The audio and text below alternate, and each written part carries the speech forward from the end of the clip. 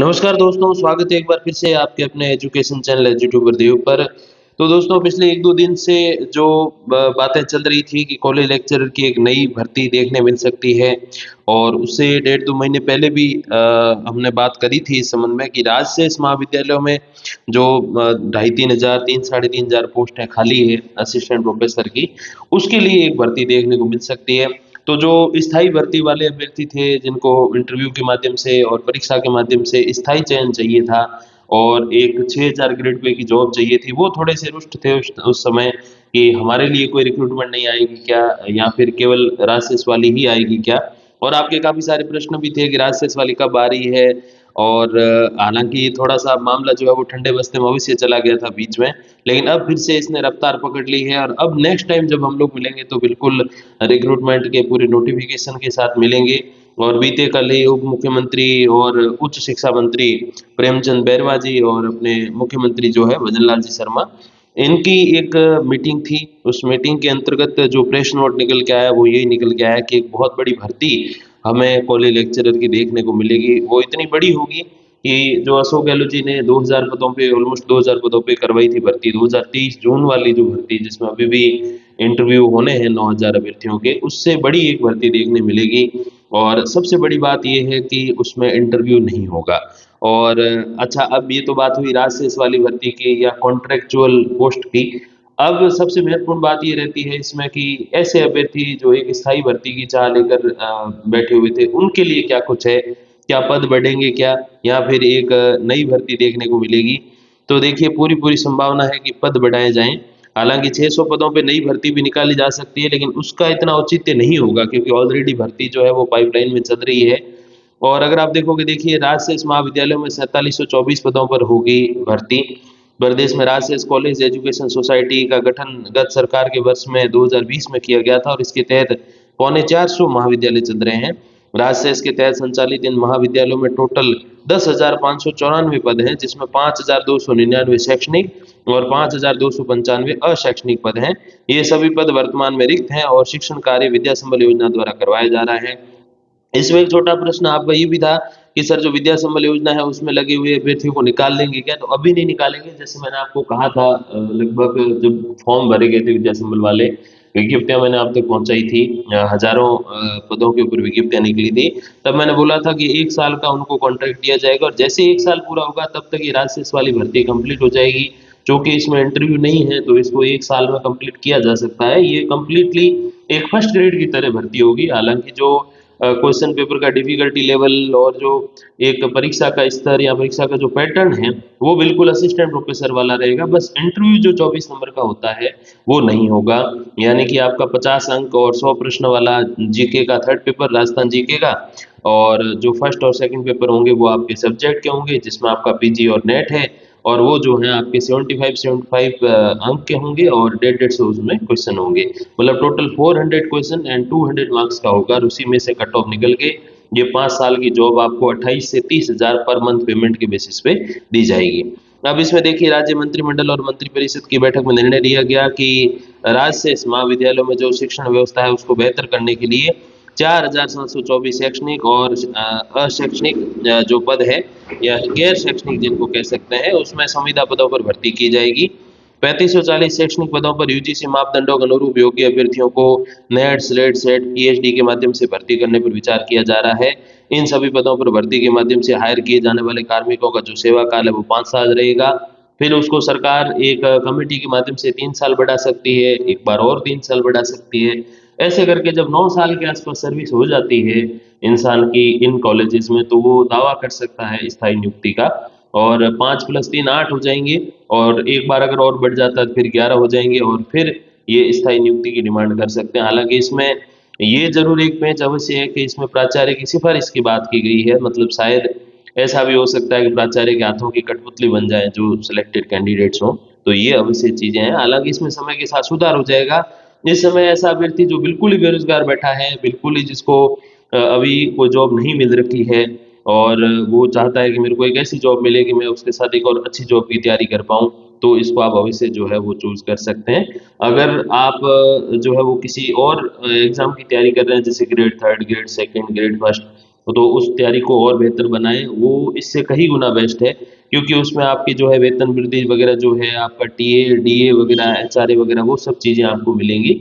और समय के साथ जब 5 साल बाद आप देखोगे, तो वो अगर मैं बात करूँ ग्रेड थर्ड की तो 50-60 हज़ार के आस-पास होंगे, ग्रेड सेकंड 70-80 के आस-पास होंगे और ऑलमोस्ट 80, 90, 90, 95 के आस-पास ये 8वाँ वेतन आयोग जब लग जाएगा तो फर्स्ट ग्रेड वाले ऑलमोस्ट 1 लाख के आस-पास होंगे और सवा लाख के आस-पास आपके असिस्टेंट प्रोफेसर विद इंटरव्यू वाले होंगे और ये 28,000 पर ही रुके रहेंगे और 28,000 तो आज से 5 साल बाद आप देखोगे नया वाला जो वेतन आयोग लग जाएगा तो उसमें 4th ग्रेड उस लेवल पे होगा जहाँ वो 28-30 हज़ार पर मंथ कमा रहा होगा। तो ये चीज़ें आप अवश्य समझिएगा, ये है इसमें मेन। अब एक जो अच्छी बात है वो ये कि अभी जो पौने 600 पदों की 574 पदों पे अपनी चल रही है भर्ती, चल रही मीन्स जिसका दिसंबर में जो एग्ज़ाम है उसकी बात कर रहा हूँ। तो उसमें अवश्य जो है वो पद 500-600 बढ़ सकते हैं क्योंकि परसों ही इन्होंने 30 जून को ही मुख्यमंत्री जी ने घोषणा की थी कि जो भर्ती जारी है उसमें पद दोगुने बढ़ाए जाएँगे। मतलब जो है उसका डबल कर दिया जाएगा। अब ये कैसे करेंगे? तो देखो यहाँ पर स्पष्ट लिखा है कि 5295 मतलब 5300 के समथिंग जो है वो शैक्षणिक पद है और 4724 जो है वो शैक्षणिक पदों पे भर्ती करवाएँगे। तो इसका स्पष्ट रूप से आप इशारा देख सकते हो कि 500-600 पद बचते हैं। अगर आप 5300 में से 4700 के समथिंग निकालेंगे तो पौने 600 के समथिंग बचेंगे। यही वो पद हैं जो अभी वाली भर्ती में बढ़ाए जा सकते हैं या फिर ये अगर इन्होंने दिसंबर तक इसका नोटिफ़िकेशन जो रिवाइज़ नोटिफ़िकेशन होगा वो नहीं जारी किया तो आप मान के चलो कि एक और नई भर्ती देखने को मिल सकती है पौने 600 पदों की स्थायी वाली और 3 साढ़े 3 हज़ार पदों पे जो है 5 साल के कॉन्ट्रैक्ट बेस वाली। तो जो अभी अभ्यर्थी तैयारी कर रहा है या बिल्कुल तैयारी कर चुका रिवीजन पे आ चुका है तो वो अपना जारी रखें। उसका 50 तरह का बेनिफिट है। सबसे पहला बेनिफिट आप फर्स्ट ग्रेड में अच्छा कर सकते हो। सेकंड बेनिफिट आप नेट जेआरएफ में अच्छा कर सकते हो। थर्ड बेनिफिट सेट सेलेक्ट होती है तो वो आपकी ऑटोमेटिकली क्लियर हो जाएगी क्योंकि अपने कई सारे साथी हैं जिनका बिल्कुल ही मतलब जो उन्होंने नेट जेआरएफ अच्छे से निकाला तो अब वो एग्ज़ाम ऑटोमेटिक क्लियर होते जाते हैं उनके क्योंकि नेट जेआरएफ का जो सिलेबस है वो काफ़ी विस्तृत है। और इसके बाद अगर आप देखोगे तो परमानेंट वाली जो असिस्टेंट प्रोफेसर है विद इंटरव्यू उसमें अच्छा कर सकते हो। एक अभी जो दिसंबर में हो रही है एक आगे और हो जाएगी या इसके पद बढ़ेंगे तो और ये अच्छी बात है, फ़ायदा ही फ़ायदा है और इन सब में कहीं नहीं होगा तो इसमें अवश्य हो जाएगा क्योंकि 3 साढ़े 3 हज़ार पोस्टें काफ़ी है हायर एजुकेशन में पढ़ने वाले बच्चों के लिए। तो एक बहुत अच्छी जो खबर है या बहुत अच्छी अपडेट है वो आपके सामने है।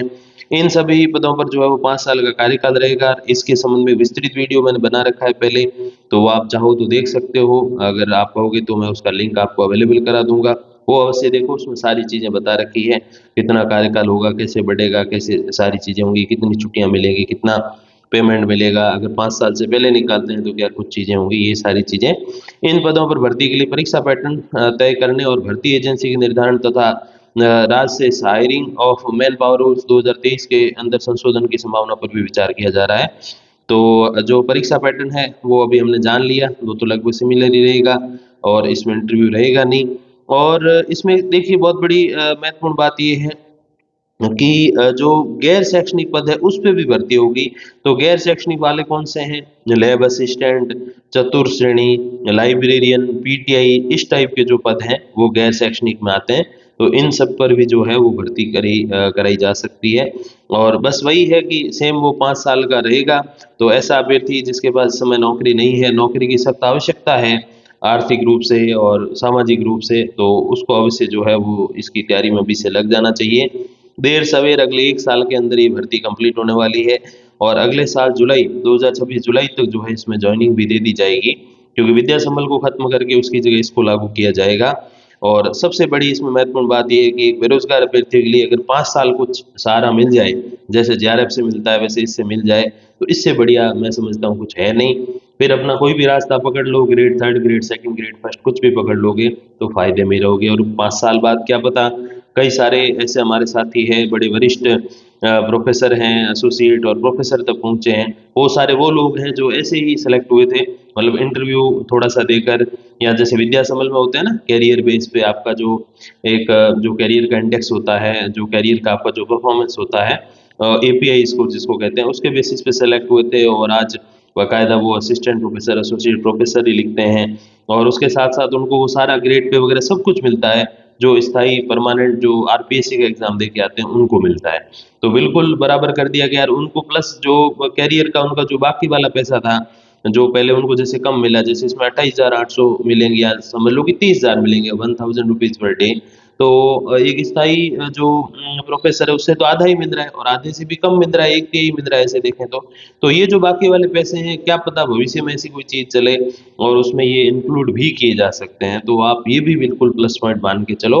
और मैं तो कहूँ ऐसा कुछ भी नहीं हो, तो भी 5 साल आपको नौकरी मिल रही है और उसमें आप अच्छी तैयारी कर सकते हो। मैं तो कहूँ ये तो छोड़ो, आईएएस की अगर कोई तैयारी करना चाहे तो उसके लिए 2-3 साल काफ़ी होते हैं, ये तो फिर भी 5 साल का कॉन्ट्रैक्ट है। और हायर एजुकेशन में पढ़ाओगे तो 4 चीज़ें आप सीखोगे भी। तो बेरोज़गार अभ्यर्थी हैं उनके लिए ये बेस्ट है और जो तैयारी चल रही है किसी और ग्रेड की, ग्रेड 1, 2nd, 3rd किसी की भी, तो बिल्कुल उसकी आप जारी रखें और अवश्य आपको ईश्वर कहीं न कहीं सफल बनाएँगे।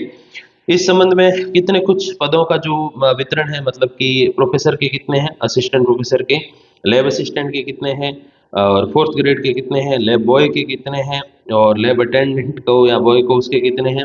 इसके अलावा लाइब्रेरियन के और पीटीआई के कितने हैं, उसके ऊपर भी हम एक विस्तृत वीडियो में बात करेंगे। तब तक के लिए धन्यवाद। नमस्कार।